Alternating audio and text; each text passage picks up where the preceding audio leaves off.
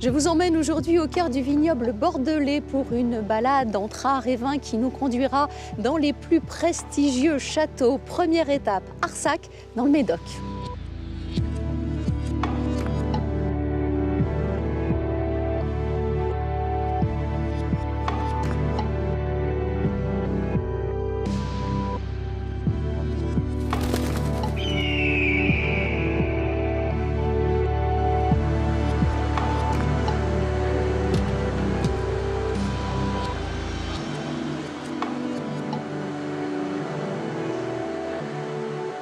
Emmanuel, vous travaillez tout près d'œuvres monumentales. Qu'est-ce que ça procure comme émotion? C'est un peu particulier parce qu'avant d'arriver au château d'Arsac, j'étais un petit peu hermétique à l'art contemporain. Aujourd'hui, grâce à cette propriété, j'ai pu découvrir certaines œuvres que je ne connaissais pas du tout, notamment l'œuvre de Bernard Pagès que vous pouvez voir derrière nous. J'ai pu discuter et côtoyer ces personnes-là et ouvrir un petit peu mon esprit à cet art, oui, effectivement. Donc, au quotidien, c'est un plus et c'est une façon de se cultiver à travers son travail. Et cette œuvre de Bernard Pagès, vous l'avez aussi installée? Oui, j'ai participé à son installation, effectivement, parce que c'est une œuvre qui est délicate à manœuvrer, à manipuler et à mettre en place. Et grâce à cela, j'ai pu côtoyer Bernard Pagès, avec qui on a pu échanger et discuter de ses œuvres et de son métier, en fait.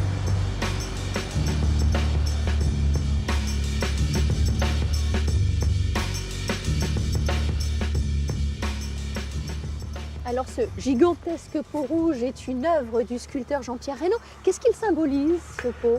Il symbolise notre connaissance du travail de la vigne. Vous savez qu'à Bordeaux, nous bénéficions d'un climat océanique, ce qui nous donne la chance d'avoir chaque année des vins différents et nous contraint en revanche à faire beaucoup de façon manuelle. Et ce pot, voilà, il symbolise tout ce que nous faisons manuellement dans la vigne. Et il est indissociable donc des deux autres sculptures, Skywatcher et donc le pouce de César. Voilà, alors en effet, à L3, ces sculptures figurent la notion de terroir, donc le pot, les conditions de production, Skywatcher, les conditions naturelles, je regarde le ciel, quel temps va-t-il faire, et le pouce, la patte de l'homme ou de la femme qui fait le vin.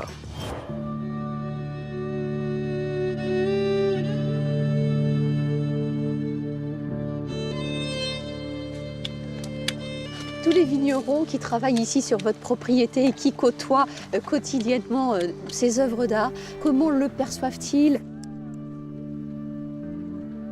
Je pense qu'au départ, ici, lorsqu'on a commencé notre démarche d'installer une œuvre chaque année, personne n'y connaissait rien à l'art contemporain. Et puis au fil du temps, ils sont devenus critiques de ce qui se passait. Donc il y en a qui disent j'aime, j'aime pas.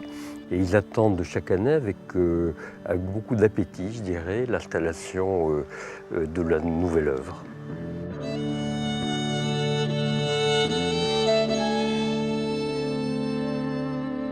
Ces taches de couleur au milieu de cette vigne doivent surprendre bon nombre de visiteurs.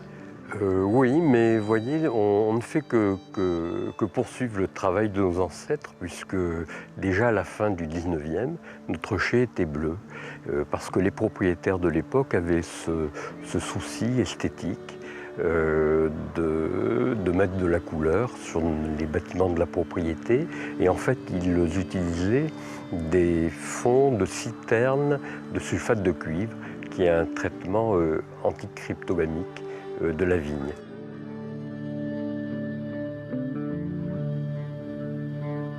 Juste derrière vous, nous apercevons donc la diagonale de Bernard Venet. C'est une diagonale longue de 30 mètres. C'est l'œuvre qui surprend peut-être le plus tous les visiteurs d'Arsac. Voilà, oui. Et d'ailleurs, lorsque donc, nos visiteurs viennent, ils nous disent « Mais vous êtes en travaux ici, au château d'Arsac ?» Alors au début, ça nous a un peu agacés. Et puis finalement, aujourd'hui, ça nous fait sourire et on leur répond « Oui, on est en travaux. On est constamment en travaux. On est un château en vie. » Le château dans le Bordelais, c'est un concept génial, mais qui depuis 3 siècles n'a pas évolué. Et donc cette œuvre, elle vient comme ça dans un geste biffer la façade et tourner la page et donner au château voilà, une autre dynamique. Voilà, il faut maintenant aller vers un autre équilibre.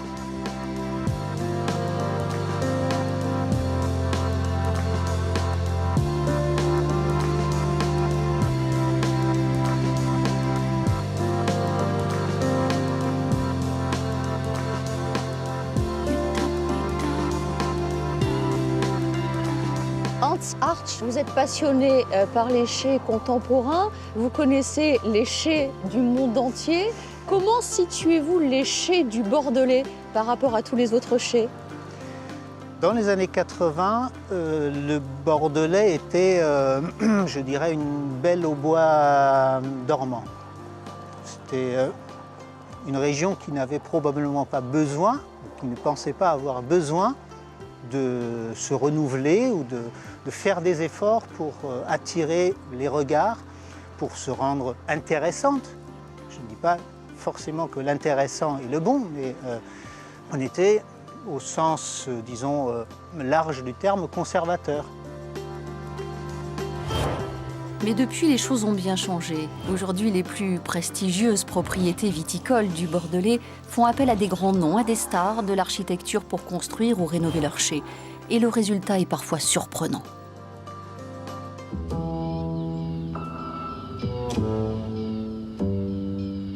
Un grand vaisseau blanc porté par une marée de vignes. Un pont ondulé, une terrasse panoramique de 450 mètres aménagée sur le toit du bâtiment. C'est le nouveau chai du château Cheval Blanc. On est un bâtiment HQE, haute qualité environnementale, c'est un des premiers chais au monde à l'être. La calotte végétale et l'épaisseur de terre jouent un rôle fondamental dans l'isolation du bâtiment et dans le maintien de l'humidité. Et on a également toutes ces verrières qui ont été installées et qui permettent d'avoir un jour naturel dans l'ensemble du cuvier et du chai de Cheval Blanc. Conçu par l'architecte français Christian Portzamparc, il aura nécessité un investissement de 13 millions d'euros. Au-delà de l'aspect esthétique, ce nouveau chai répond à des nécessités de production. Il permet ce qu'on appelle une vinification parcellaire. Le but est de se rapprocher au plus près de l'expression de chaque parcelle. On découvre l'intérieur du bâtiment. Chaque parcelle du domaine a sa propre cuve de vinification et où on fait de la vinification parcellaire pure. L'idée, c'est de ramasser chaque parcelle al dente. On a une vision très particulière de la maturité et donc on veut pouvoir ramasser chaque parcelle quand bon nous semble, quand la maturité est juste. L'autre chai se trouve juste en face, à une centaine de mètres plus loin. Il sera habillé de plaques de métal rouge comme le vin. C'est Château La Dominique. En créant un effet miroir inversé, inspiré de l'artiste britannique Anish Kapoor, le ciel sera au ras des pâquerettes et la vigne dans les airs. L'ambition revendiquée ici est de faire, à terme, de La Dominique un premier grand cru, et Jean Nouvel était l'homme de la situation. Il va évoquer les profondeurs du vin rouge, quand vous le regardez dans un verre, comme ça, avec un peu de lumière, couleur bordeaux, donc. Et ce bordeaux devient un miroir. C'est le sang des saints. Ici, dans le silence des millésimes, se découvre de l'intérieur le chai du château Cos d'Estournel, imaginé par l'architecte Jean-Michel Villemotte en 2008. Il est devenu la référence à laquelle tous se comparent, un condensé de technologie, une technique de finification dite par gravité. Difficile de trouver un point commun entre toutes ces architectures, mais à y voir de plus près. Moi, je crois qu'il y a plutôt des familles de projets Je dirais qu'il y a les chais qui cherchent à trouver un lien entre le vin et le terroir. Un lien consubstantiel comme ça, à s'ancrer dans le lieu, à être d'ici et pas d'ailleurs. Et puis il y a au contraire les chais plutôt sculpturaux, où là on cherche le grand geste artistique avant tout. Et à mon sens, mais c'est un peu critique, je crois qu'on pourrait être positionné à Bordeaux, mais ailleurs au Chili ou en Australie, quoi. Chais du Château Faugère, véritable cathédrale du vin, une œuvre de Mario Botta. Au-delà de l'audace des uns et des autres, finalement, ces nouveaux chais restent dans l'esprit fidèles à la démarche des domaines du XIXe siècle, se singulariser pour le prestige et avoir un temps d'avance dans cette concurrence perpétuelle. Les chais des crus de Pétrus, Yquem, Latour ou encore Pape Clément ont été conçus dans ce cabinet par l'architecte bordelais Bernard Mazières. À Château-Mouton-Rothschild, il vient de réaliser, aux côtés du célèbre décorateur et scénographe Richard Peduzzi, le nouveau cuvier, un cuvier très épuré, tout en chêne et acier. Philippine de Rothschild m'a demandé de venir ici à Mouton et m'a expliqué le projet et le propos du projet, c'est-à-dire refaire un cuvier à l'emplacement de l'ancien cuvier. Et elle a insisté sur le fait qu'il fallait que ce soit extrêmement moderne, contemporain, et en même temps qu'il fallait absolument respecter le lieu tel qu'il était, c'est-à-dire que ce soit une continuité par rapport à Mouton-Rothschild. Et retrouver un nouveau fronton, une nouvelle architecture qui soit de la même famille, c'est-à-dire quelque chose qu'on n'aurait jamais vu mais toujours vu. Donc moi ça m'intéressait beaucoup parce que ça, en fait, Philippine de Rothschild vient du théâtre, moi je fais des décors de théâtre, et c'était la première fois que je m'aventurais dans une telle histoire.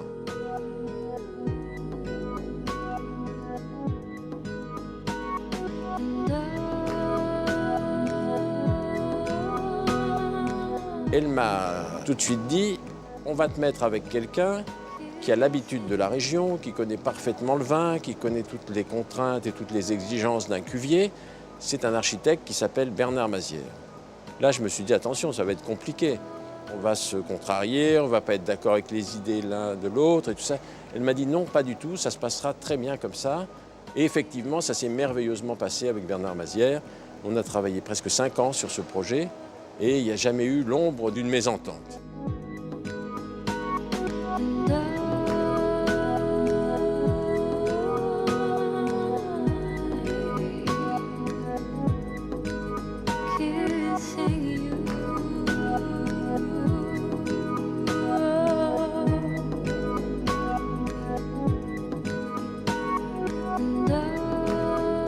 Nous sommes sur la partie basse de la cuverie, donc au niveau du bas des cuves. Le bâtiment est conçu sur 2 niveaux. Un niveau au-dessus des cuves du passerelle, sur lesquelles les personnes travaillent au-dessus de la cuve et vont alimenter les cuves pour la vinification, pour amener le raisin. Et en partie basse, pour travailler le vin, pour faire les remontages. Et après, pour le pressurage, partie basse. Donc c'est un bâtiment d'un grand volume, grande hauteur. On a profité aussi pour l'accentuer aussi parce qu'on avait des chariots à faire passer, ce qui donne cet effet un peu cathédral. Les matériaux qui nous environnent, c'est principalement le bois, le plâtre autour de nous et la pierre au sol. Aujourd'hui, c'est un bâtiment qui fait 14 mètres de haut au faîtage, il fait 70 mètres de long dans la partie cuverie. Il y a 160 mètres cubes de bois, par exemple, qui font la globalité du projet. Et au final, à l'extérieur, la simplicité est apportée par un seul matériau, qui est la pierre. C'est tout à fait épuré. Et puis la particularité après, beaucoup de matériel, d'équipement, de réseaux. Et tous ces réseaux ont été intégrés sur les murs, derrière les cuves, de telle façon que le visiteur n'est pas vu sur la partie technique et qu'il n'a vu que sur la partie générale du cuvier.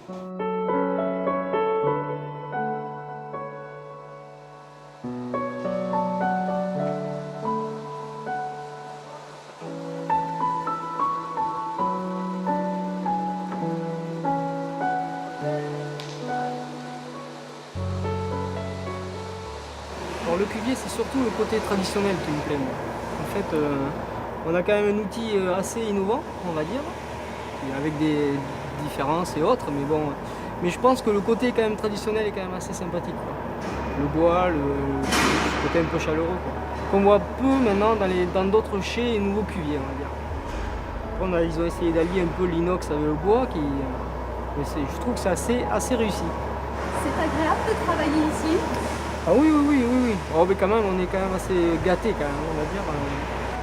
Je pense qu'il y a beaucoup de techniciens qui seraient contents d'avoir autant de matériel qu'on peut avoir et d'infrastructures, on va dire.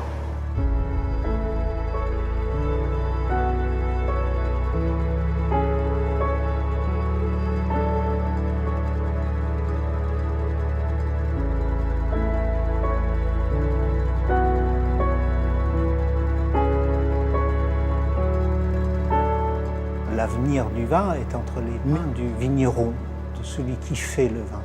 Mais pour subsister ou pour se développer, pour créer de très grands vins et pour rester à cette place-là, l'architecture joue un rôle important.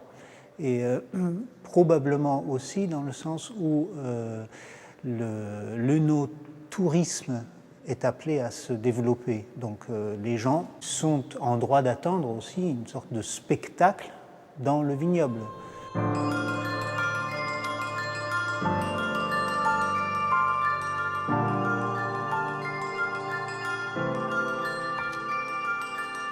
Parfois la lumière arrive du ciel et avec ces abat-jours en laiton, je voulais donner l'idée que c'était des soleils qui arrivaient du ciel et qui éclairaient en fait le vin, la vigne, qui éclairait quelque chose qui avait rapport avec l'histoire même du jus de raisin de ce vin. Enfin, ça a été un travail où l'harmonie a beaucoup compté. L'harmonie des jours, l'harmonie avec le vin, l'harmonie des formes, l'harmonie de la lumière, des couleurs. C'était une chose très fondamentale pour la famille Rothschild et pour nous.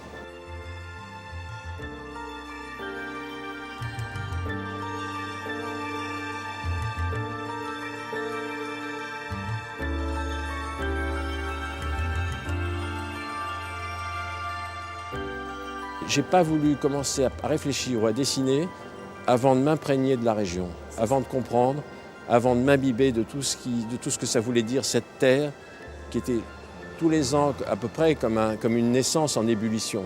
C'est comme un texte, si vous voulez, le vin. C'est comme un texte de Shakespeare. Si on respecte pas le texte, si on est beau, élégant et que la mise en scène est à côté du propos, ça marche pas. Et ici, c'est la même chose. Donc avant tout, il y a un respect de l'histoire, un respect du vin, un grand respect de la région et de ses traditions et du sens que ça a pour cette région, ces vignes, cette marée de vignes qui se confond avec la Garonne, qui se confond avec l'histoire. À Mouton-Rothschild, l'art a toujours été étroitement associé au vin. Chaque année depuis 1945, l'étiquette du millésime est réalisée par un artiste contemporain. Aujourd'hui, Mouton possède une fabuleuse collection, des œuvres originales signées Cocteau, Chagall, Miro ou encore Dali et Picasso, des étiquettes qui font rêver tous les œnographiles. Tout est classé par ordre alphabétique. Vous êtes un très grand passionné. Je suis un très grand passionné, tout simplement parce que je conjugue le plaisir de voir des vins de qualité avec celui de collectionner. Et les premières étiquettes qui ont été décorées, en l'occurrence... Non, je n'ai pas vu les 350 000 étiquettes qui correspondaient à 350 000 bouteilles. Ce qui n'empêche que j'aime bien les beaux vins. Intarissable mais tellement passionné, vite un raccourci pour aller à l'essentiel. Lorsque je chasse un petit peu pour avoir des étiquettes, j'explique que c'est un patrimoine papier. Et ça, c'est quelque chose que les gens n'avaient pas pris en compte parce que pour eux, patrimoine, c'est de la pierre. Donc là, quelque part, ça m'a même permis, au regard des informations que je donnais à certains propriétaires, ça leur a donné l'idée de retrouver les anciennes étiquettes de façon à pouvoir raconter l'histoire du château. Difficile de freiner l'ardeur de ce grand collectionneur, sauf à l'aiguiller vers ses étiquettes fétiches. Il faut remonter un petit peu en arrière en ce qui concerne Mouton Rothschild, parce que bien souvent, les gens font référence à la collection d'étiquettes de Mouton Rothschild depuis 1945 jusqu'à nos jours. Ce qui est intéressant, c'est de voir qu'une première tentative d'illustration d'étiquettes avait été faite en 1924 en sollicitant un artiste qui était un peintre affichiste qui s'appelait Jean Carlu et qui travaillait déjà pour Philippe de Rothschild puisqu'il lui faisait ses décors pour le théâtre que Philippe Rothschild avait à Paris. Et le dessin a été jugé comme choquant, la bourgeoisie bordelaise, qui fait que l'étiquette a été changée. C'est-à-dire que les ventes s'étaient ressenties parce que les gens ne voulaient pas de cette étiquette-là. Pour son millésime 47, Philippe de Rothschild s'adresse à Jean Cocteau. Le poète réalise là cette étiquette, un profil des fèves au regard profond, le visage de Jean Marais. En 1955, c'est Georges Braque qui illustre le nouveau millésime, une composition réalisée à la taille exacte de l'étiquette. À partir de 1955, Philippe de Rothschild s'adresse exclusivement à des peintres modernes. Les plus célèbres d'entre eux seront de la partie. Les artistes, en échange de leur contribution, ne reçoivent pas d'argent, mais des caisses de vin de leur millésime. Les quelques dizaines de milliers d'étiquettes ne suffisent pas au bonheur de se passionner. Le toujours plus, certes, mais documenté et archivé. C'est du plaisir, non du fétichisme. Chaque étiquette ouvre sur un nouveau savoir, un nouveau monde qu'il faut étudier. La démarche d'un entomologiste ou d'un botaniste du siècle dernier. Encyclopédique. Et l'étude sur le terrain pour vérifier. Ici, au château Moulin-Carès, dans le Bergeracois. Visite du chai et du vignoble. Car derrière l'étiquette, il y a un savoir-faire. Et c'est ce qui l'intéresse, finalement.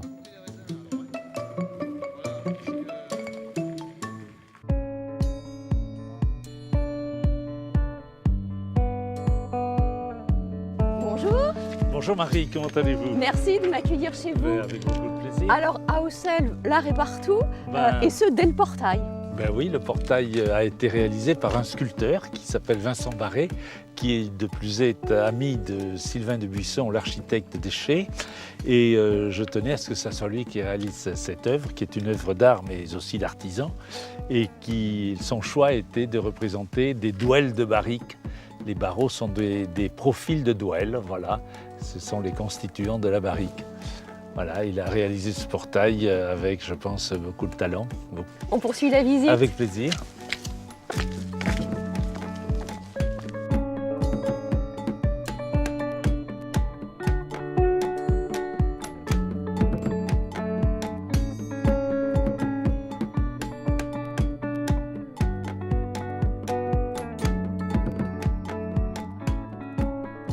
Nous n'achetons pas d'œuvres à un artiste dans son atelier, dans une galerie. Nous avons toujours ou fait venir des artistes en résidence, ou alors leur avoir demandé une œuvre spécifique, une œuvre de commande, en fonction du lieu, en fonction de l'espace, soit qu'il la réalise sur place, quand c'est possible, soit il la réalise dans son atelier et il la transporte. Mais il y a toujours une intention au départ.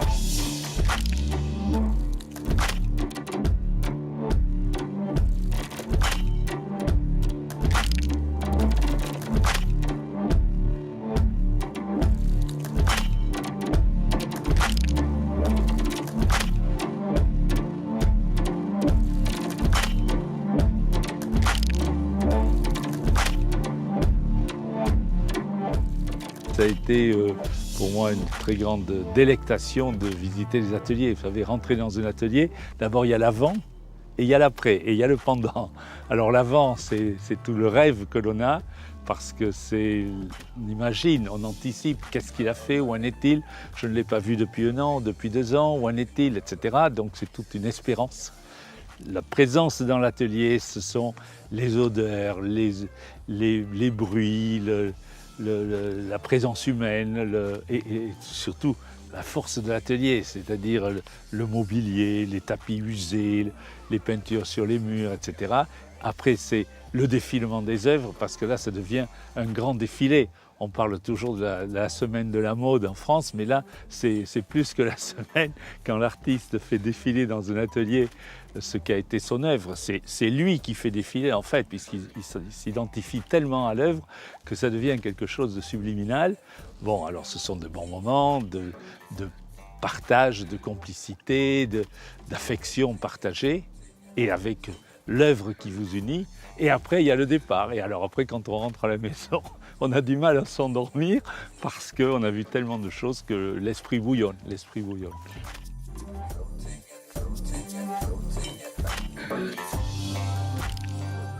L'œuvre est constituée de matière, donc ici de rails, de chemins de fer forgés. J'avais établi une certaine verticalité qui rappelle un peu la verticalité des ceps de vigne, la géométrie très précise de la vigne. Et j'avais devant moi ici tout un espace qui était l'espace sauvage, je dirais, l'espace des landes, des bois, des pins. Et je suis un peu à la limite de ces deux espaces. Ça m'intéressait aussi de travailler ce rapport avec le ciel, avec la terre, ce rapport avec le vent aussi, parce que le vent de l'Atlantique qui pousse ces nuages. Et ce travail des balanciers, c'est un travail sur l'espace, le cosmos en fait, où le vent passe à travers les palmes, qui sont en équilibre, maintenus en équilibre avec des gros cailloux de quartz qui sont des blocs naturels, donc qui sont pris au sol, à la terre, dont on retrouve des tas de petits morceaux dans les graves ici. C'est constitué avec ce matériau.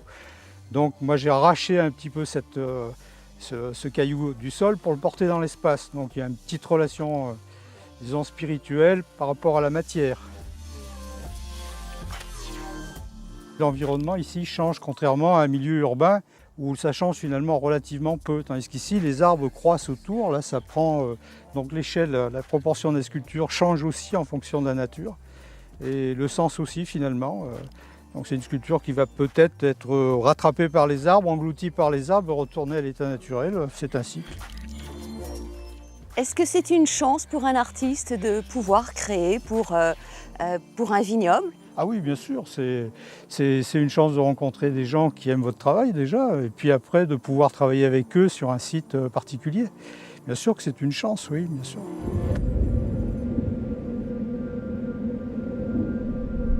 Depuis enfant, j'adore les arbres. Pour moi, c'est une relation d'intimité très très forte. Et quand la tempête est arrivée en 1999, nous avions une propriété, Château Cadillac. La tempête a fait des dégâts considérables et nous avons perdu 2 grands ifs de 300 ans, nous avons perdu 11 chênes tricentenaires. Là, nous étions, avec mon épouse Anne-Marie, nous étions consternés, les larmes aux yeux de voir de telles sauvageries, c'était de la barbarie. Et j'ai appelé un sculpteur qui ne fait que de la sculpture de tronc, Roland Cognier, et je lui ai dit, Roland, il faut que nous fassions quelque chose, qu'est-ce que tu proposes? Et il m'a dit, mais tu vas voir, nous allons réagir. Et là est né un projet extraordinaire, et c'est une forme de défi, c'est le défi à la tempête.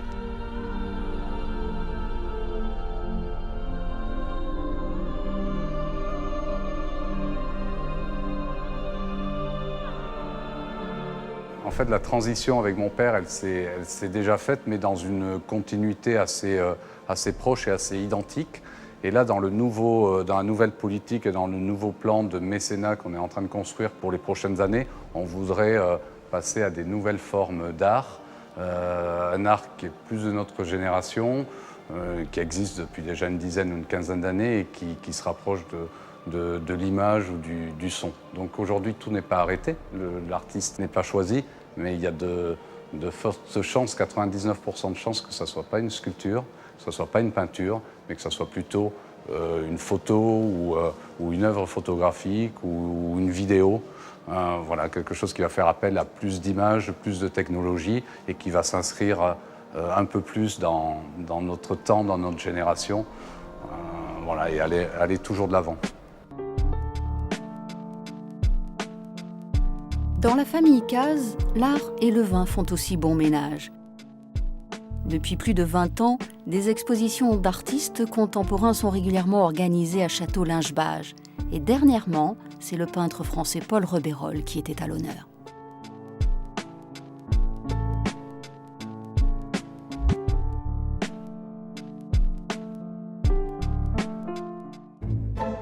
Il aime le vin, bien sûr, Voltaire, Stendhal et l'art contemporain. Il, c'est Jean-Michel Cazes, propriétaire du grand cru classé Château-Lingebage. Il n'avait jamais travaillé la vigne, il deviendra une figure emblématique du monde viticole bordelais. Il voulait être médecin, il fera l'école des mines à Paris. J'avais qu'une envie, étant enfant, moi, c'était de partir, et comme la plupart des gens de mon époque, c'était d'aller faire une carrière ailleurs. Et c'est ce que j'ai fait pendant une vingtaine d'années. Je suis parti à Paris à l'âge de 18 ans et j'en suis revenu à 38. Revenu dans le Médoc, il décide à la fin des années 70 de moderniser la propriété familiale pour faire des vins de meilleure qualité. Et c'est le début d'une véritable success story. Il sera le bâtisseur d'un véritable empire. Mais derrière l'entrepreneur veille toujours un esthète, et il a rapidement choisi d'ouvrir les lieux aux créateurs, comme ici avec Gunther Forg. Very nice. And Saint-Émilion is a great village. It is beautiful. Very lovely. But we're Very happy. good. So, Good. I hope you are in good hands. Very much. We are. Thank you for your help. Une œuvre d'art, quelle qu'elle soit, qu'elle soit moderne ou ancienne, c'est fait pour vivre avec des peintures, voire des sculptures. On peut les avoir dans son environnement et en profiter à tout moment de la journée. Et si on ne s'en lasse pas, d'une certaine manière, c'est qu'elles ont de la qualité. Son fils, Jean-Charles, a repris aujourd'hui le flambeau et il défend avec la même conviction les Jan Vos, Titus Carmel, Jean Le Gac ou encore Arroyo et Tapiès. Les artistes sont nombreux à se succéder au domaine. Et la dernière exposition est celle de l'artiste Paul Rebérol, proposée dans l'ancien chai.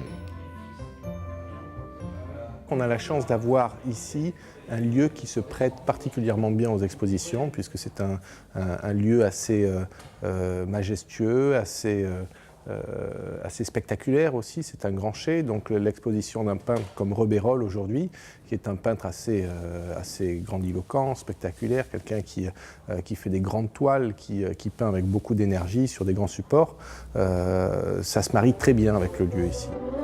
C'est finalement le même fil rouge qui semble guider le père et le fils. Un vin, même exceptionnel, ne vaut que s'il est partagé.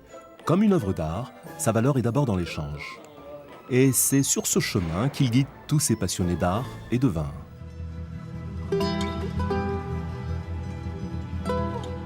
Château Fontbroge, grand cru classé de Saint-Émilion, se concentre sur la musique classique. Son propriétaire, Bernard Magret, a fait l'acquisition d'un Stradivarius, confié un temps à Mathieu Arama, premier violon de l'Orchestre national Bordeaux-Aquitaine.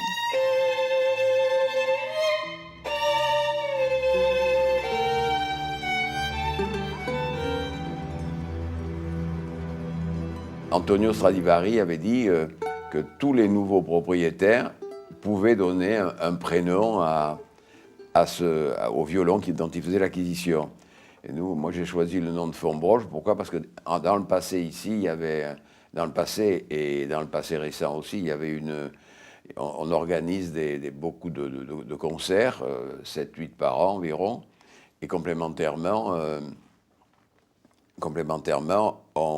on va créer, ou on est en train de créer, on a déjà commencé un peu à créer des masterclass, c'est-à-dire qu'il y a de très grands violonistes qui viennent et qui, pendant un jour, 2 jours, démontrent ou mettent en valeur la bonne façon de jouer devant ces instruments ou du violon en général, voilà. Et par conséquent, les jeunes artistes qui sont là font des progrès, comprennent mieux l'instrument, comprennent mieux la musique, comprennent mieux le travail d'un grand maître, et voilà. Alors Mathieu Arama a eu la chance de pouvoir jouer sur ce Stradivarius. Quel sera le prochain musicien qui aura également cette chance-là? Je veux dire que jouer sur un Stradivarius, c'est intéressant pour un musicien à double titre. Un, parce qu'ils sont des violons de grande qualité, où la sonorité est exceptionnelle. Ça ne veut pas dire qu'ils sont faciles, parce que pour s'acclimater à un Stradivarius, il faut 8 mois, 10 mois, 1 an, quelquefois plus.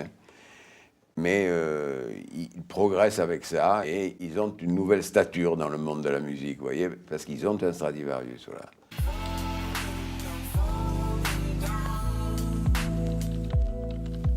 Bernard Magret soutient aussi la création contemporaine. Il a fondé à Bordeaux, au château La Bautière, l'Institut culturel, un lieu qui, dans l'esprit de la Villa Médicis, accueille des artistes en résidence.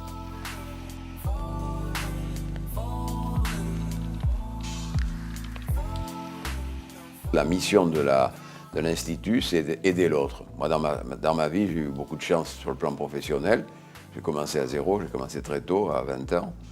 Et donc, je veux remettre, si vous voulez, cette chance que j'ai eue, je veux la donner à ce que je considère être le métier le plus difficile, c'est le métier d'artiste.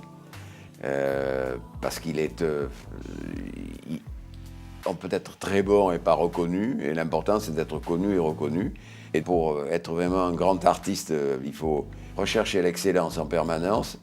Et pour faire un bon vin, il faut que le vigneron porte un amour presque inexplicable vis-à-vis des pieds de vigne dont il a la responsabilité.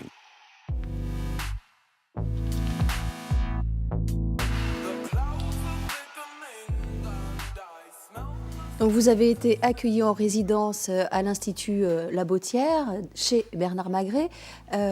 C'est quoi la vie d'un artiste en résidence? Il n'y a aucune contrainte ni de temps, ni d'espace, ni financière. Donc on a une bourse qui est allouée tous les 3 mois et avec laquelle on peut vivre, acheter des matériaux, créer. Donc voilà, c'est un rêve en fait. Jamais j'aurais imaginé en fait vivre ce genre d'expérience-là. Les artistes, que ce soit, sont très sensibles à l'endroit où ils sont.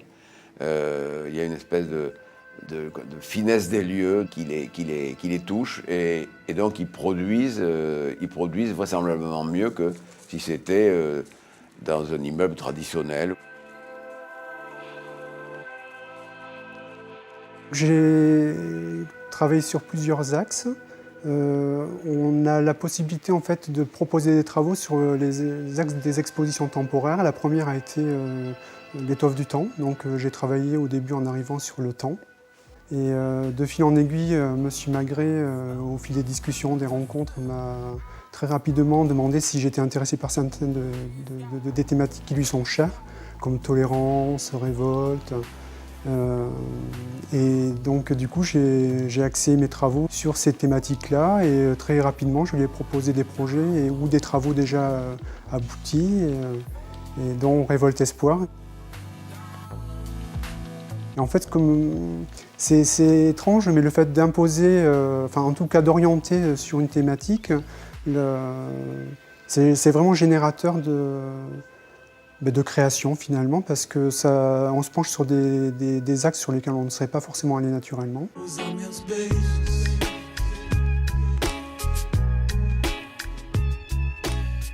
La bouteille XXL, M. Magret m'a proposé d'habiller cette bouteille-là qu'il avait acquise.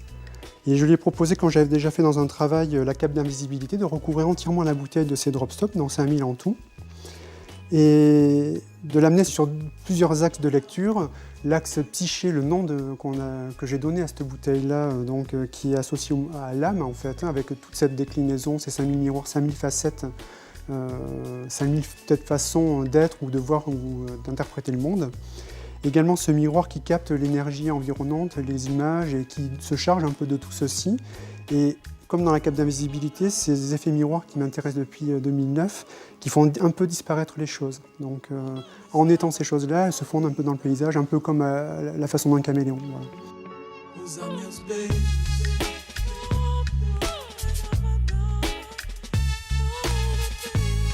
L'intérêt, bien entendu, pour un collectionneur, c'est de voir après comment ça évolue. Et son évolution, à mon avis, est très positive, puisque depuis, il a fait des œuvres qui sont de qualité. Et je pense que c'est un garçon qui mérite de faire un grand pas en avant. Mais pour ça, il faut aussi quelquefois des galéristes. Parce qu'un artiste a un vrai demain aussi s'il a la chance de tomber sur un galériste de qualité qui à son tour va le mettre en avant et va le faire connaître, soit en France, soit à l'étranger.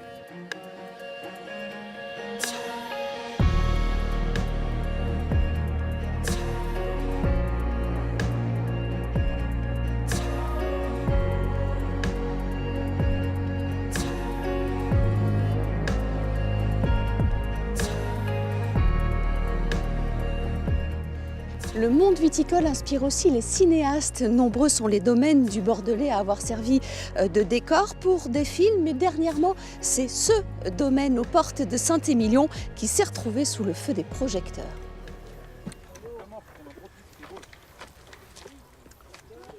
C'est quoi ce travail, là? Qu'est-ce qu'il y a? Tu fais exprès ou quoi? Donne-moi ça, va aller chercher. S'il vous plaît, vous venez? Bon, je répète, puisque visiblement personne n'a rien entendu. Le tri, ça commence à la vigne. Pas de feuilles. Pas de raisin vert. Et évidemment, surtout, pas de pourri. C'est le b.a.-ba du coupeur, ça. Vous pouvez y aller.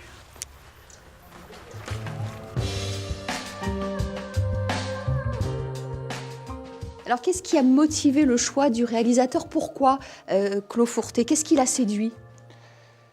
Je crois que Gilles Legrand a a choisi Clos-Fourté comme étant peut-être un cru très bourguignon à Bordeaux, ce qui est paradoxal peut-être. Il avait besoin déjà d'un domaine à taille humaine, donc Clos-Fourté avec ses 20 hectares est vraiment à taille humaine. Il cherchait une bâtisse qui ait une âme. Ici, on a une vraie girondine, on va dire classique en même temps, mais qui n'est pas non plus trop vaste. Et il voulait pouvoir exploiter cette maison d'habitation. Il y avait les chais qui convenaient. Il a perçu une âme, il a une ambiance qui allait bien à son histoire.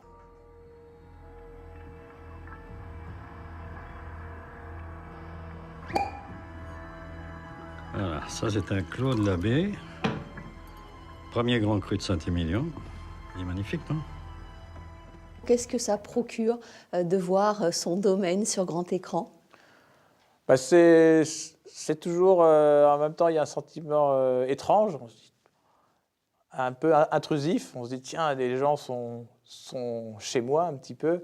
C'est toujours un petit peu bizarre parce qu'ils s'approprient très bien les lieux, on le voit.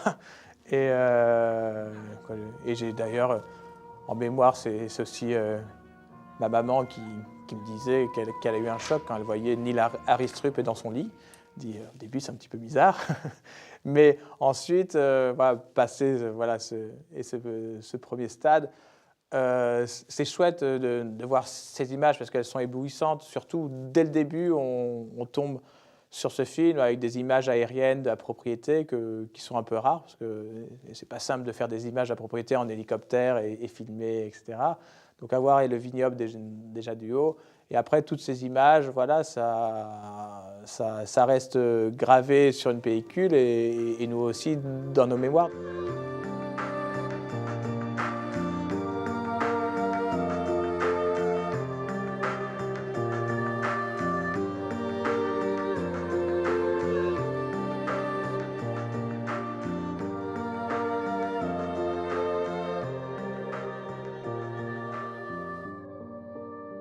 Vous avez joué votre propre rôle. Oui. Vous vous souvenez de cette réplique, de votre réplique? Oui. Ouais, vu comme elle a cuiné, c'est pas gagné, quoi. En fait, c'est une réplique que je fais avec Laurent Deutsch et Nils Astrup. Et donc, c'est une table de tri qui se casse et en fait, je lui dis qu'il faudrait la changer, quoi, au lieu d'essayer de la réparer.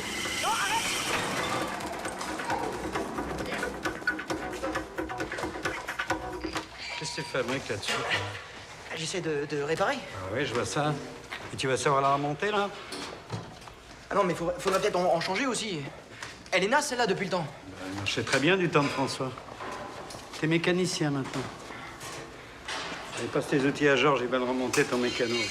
Vu comme elle a couiné, c'est pas garanti. Hein. Vous voulez que j'aille chercher François pour qu'il vous montre comment on remet en route une table de tri? En fait, on a tourné pendant à peu près 1 heure et demie pour ce petit passage qui dure 30 secondes. Quoi. C'est beaucoup de travail pour très peu de films. Quoi.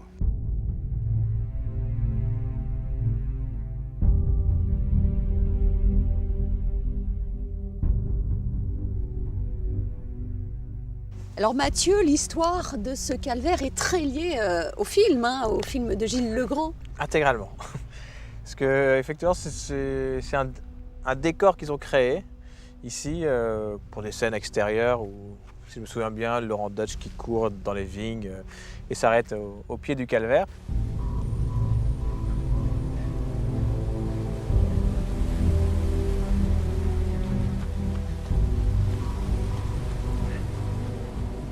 À la fin du tournage, on a décidé de le conserver encore un petit peu pour faire perdurer peut-être encore un petit peu le film dans les lieux ici. Surtout qu'il tenait encore un petit peu dans le temps, même si on se doutait qu'il n'allait pas passer l'hiver.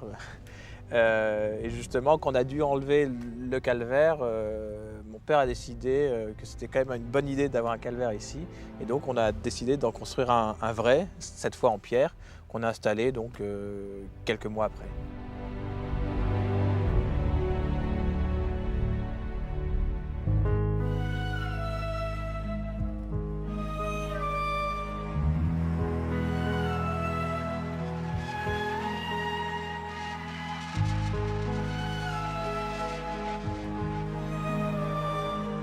Moi, je crois que pour Benjamin Cookler, mon héros, tu lui as créé un décor fait sur pièce comme s'il était un peu décorateur, là, parce que là, c'est un endroit rêvé pour tourner, évidemment, en télévision, mais pour un écrivain, c'est du pain béni, ça.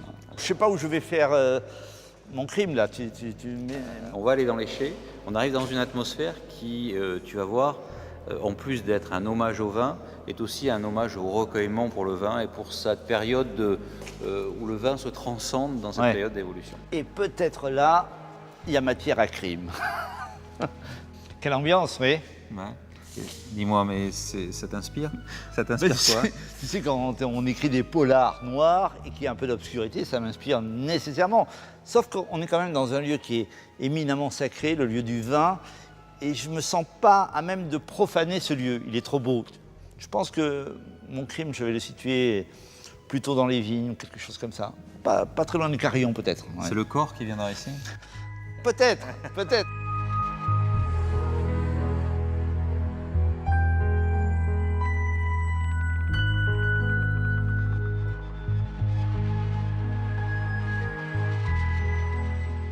Toutes ces intrigues, comment les préparez-vous? Est-ce que vous avez besoin véritablement de vous imprégner des lieux? Ah, c'est plus que besoin, c'est une nécessité. Il faut aller carrément sur le terrain, aller goûter le raisin, comme je le fais aujourd'hui ici à Saint-Émilion. Il faut traîner dans les chais, il faut rencontrer les propriétaires, il faut humer. Vous savez, on rencontre un vigneron qui nous séduit par son vin, et on n'a qu'une envie, c'est de le mettre en scène. Et souvent, Noël et moi, on s'amuse à mettre en scène des vrais vignerons, des vrais propriétaires. Et on invente des personnages de fiction. Évidemment qu'on ne va pas mettre un crime dans un château célèbre de Saint-Émilion, parce que sinon le propriétaire du château nous ferait un procès en disant « vous allez entacher l'image de mon château ». Donc on invente un nom de château totalement fictif pour placer le cadavre. En revanche, tous ceux qui tournent autour, qui gravitent autour de l'appellation, eh bien, ils existent. C'est la raison pour laquelle je peux vous dire qu'on fait des repérages qui sont de véritables petits bonheurs.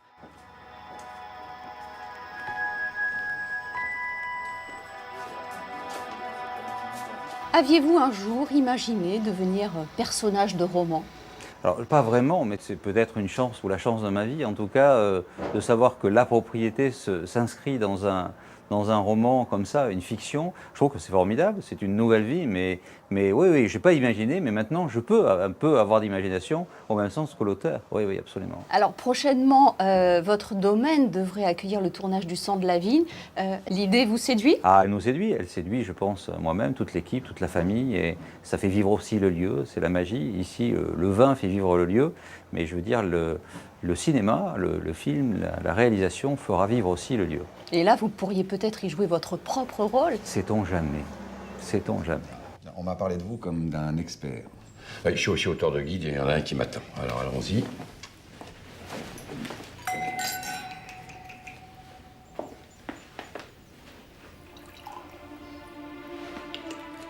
Il n'y a rien de trop, hein. La robe est belle, tuilée.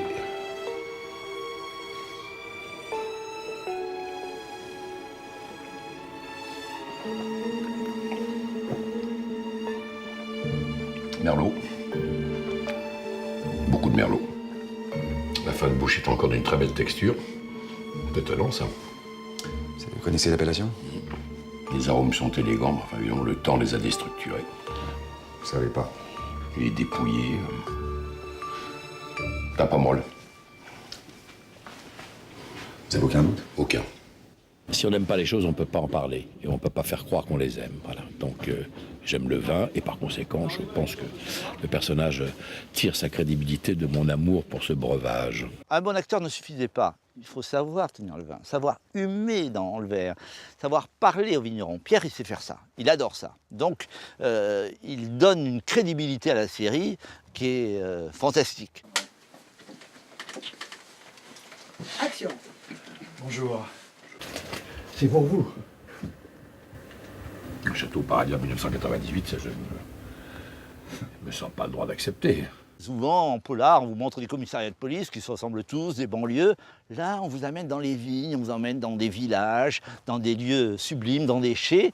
Et je crois que pour les téléspectateurs, ce n'est pas tout à fait un hasard si cette série rencontre un vrai public avec de vraies audiences. C'est parce qu'on fait découvrir cette France un peu buissonnière.